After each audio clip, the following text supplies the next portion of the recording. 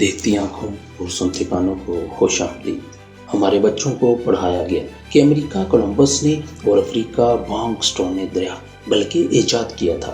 ان بچوں کو یہ نہیں پڑھایا جاتا کہ کولمبس نے سمندروں کی تعلیم اسلامی درسگاہوں سے ہی حاصل کی تھی۔ اس کے پاس رہنمائی کے لیے کمپاس تھا جو عربوں کی ایجاد تھی، اور افریقہ جانے والوں کے پاس وہ نقشے تھے جو عرب کے لوگ بحیرہ روم، بحیرہ کلزم، بحیرہ ہند اور بحر الکاہل میں سفر کے دوران صدیوں سے استعمال کر رہے تھے۔ جو قوم اپنی کہانی غیروں کی زبانیں سنتی ہے اس کا حشر غلاموں جیسا ہی ہوتا ہے۔ ایسی قوم غیروں کا مقابلہ کیا کرے گی بلکہ اس کے سامنے آنے کی جرات ہی نہیں کر سکتی۔ ایسی قوم اپنے حقوق کیا لے گی جو اپنا وجود تک برقرار نہیں رکھ سکتی۔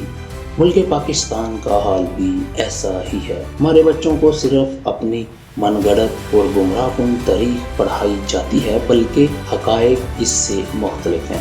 ہمارے ذہنوں پر حکمرانی کرنے کے لیے ہماری ہی اشرافیہ غلط چیزیں بتاتی رہتی ہے تاکہ شعور کا دل بوتل میں بند ہی رہے۔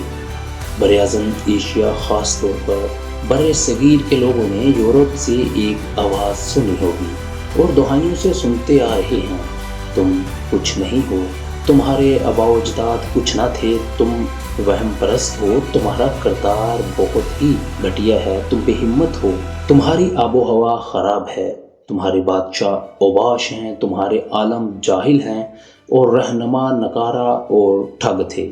تم اسی قابل ہو کہ تمہاری مائیں بہنیں، بیٹیاں، بیٹے اور بچے تنکا تنکا جمع کر کے جانوروں کا چارہ جمع کریں۔ تم ہل چلاؤ، کپاس چنو، مٹی کھودو، پٹسن لگاؤ اور ہمیں ایسی قیمتوں پر فروخت کرو کہ ہم امیر سے امیر بن جائیں اور تمہیں 2 وقت کا کھانا بھی نہ مل سکے۔ تمہاری یہ صنعتیں لگانے کی سکیمیں جہالت، جلد بازی اور حماقت کا نتیجہ ہیں۔ آج ہمارا دشمن کہتا ہے کہ جنگوں کی تاریخ وہی ہے جو اس نے لکھی ہے۔ میری لکھی ہوئی تحریر پڑھو کیونکہ سچائی اور تحقیق صرف میرے پاس ہے۔ آج جن کتابوں کا طوفان مغرب سے اٹھ کر مشرق کو اپنی لپیٹ میں لے رہا ہے، ان میں سے کوئی کتاب یہ نہیں بتاتی کہ راجر بیکن، جسے انگلستان میں بابائے سائنس سمجھا جاتا ہے، وہ عربوں کا شاگرد تھا۔ وہ اپنے شاگردوں سے کہا کرتا تھا کہ صحیح علم حاصل کرنا ہے تو عربی پڑھو۔ مورخین مغرب یونانیوں کو علم کا سرچشمہ بتاتے ہیں، لیکن ہمیں یہ نہیں بتاتے کہ ان کی کتابیں 600 برس تک اسکندریہ، ایتھنز اور قسطنطنیہ میں پڑھائی جاتی رہیں۔ انہی عربوں نے ان کا عربی میں ترجمہ کیا اور یہی ترجمے یورپ میں پہنچے۔ یورپ میں سائنس 250 برس میں اسحاق نیوٹن سے آئنسٹائن تک جا پہنچی۔ انہوں نے عربی ترجمے سے ہی شروعات کی تھی اور عربوں کے متعلق کہا جاتا ہے کہ وہ 1000 سال تک یونانیوں کا ترجمہ ہی کرتے رہے، وہ کہ غلط ہے۔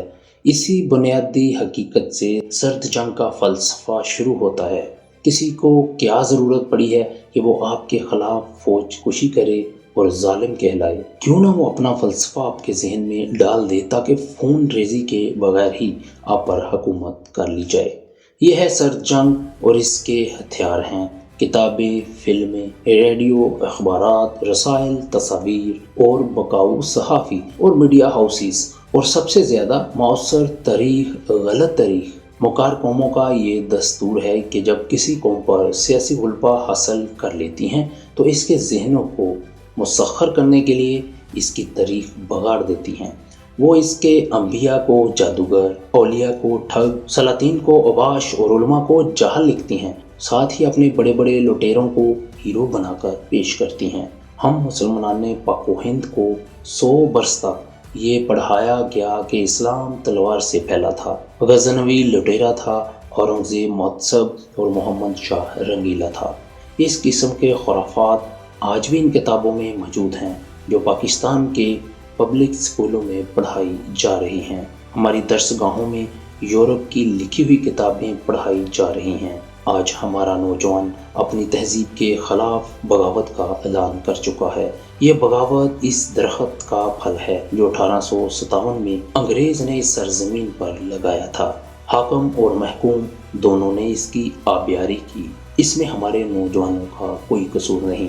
حکومت نے کہا کہ قابلیت انگریزی زبان میں مہارت کا نام ہے۔ نکلسن کی کتاب تاریخ ادب عربی پچھلی کئی دہائیوں سے پاکستانی یونیورسٹیوں میں پڑھائی جا رہی ہے۔ اس کتاب کے چند جملے ملاحظہ کریں۔ صفحہ نمبر 161 میں لکھا ہے، قرآن پاک مبہم، بورنگ اور بائبل کے مقابلے میں گھٹیا ہے۔ نعوذ باللہ۔ آپ سوچیں، ہمیں ایسے لوگوں کی لکھی ہوئی تاریخ ہماری یونیورسٹیوں میں پڑھائی جاتی ہے تو سوچو ہماری نسل کیسی تیار ہوگی، یعنی ہم ذہنی غلام ہی ہوں گے۔